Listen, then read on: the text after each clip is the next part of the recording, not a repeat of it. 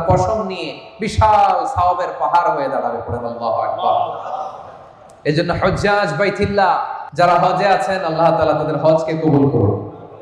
আমরা যারা কুরবানি করছি, আল্লাহ তাআলা আমাদের কুরবানিকে কবুল করুন। এই কুরবানি এটা হতে হবে হালাল উপার্জন থেকে। ইন্নামা ইয়াতাকাব্বালুল্লাহু মিনাল মুত্তাকিন, তিনি শুধু মুত্তাকিদের পক্ষ থেকে কবুল করেন, হালাল থেকে তিনি কবুল করেন।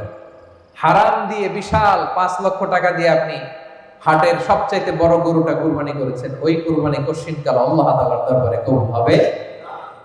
আর সামান্য কিছু অর্থের মালিক আপনি, একা একটা কুরবানি দেওয়ার সক্ষমতা নাই, হায়রে 7 জন মিলে ভাগে কুরবানি দিচ্ছেন, ওইটা আল্লাহর আরশে আগে কবুল হয়ে যাবে। এজন্য আমরা সবসময় হালালের সাথে থাকবো। কিসের সাথে?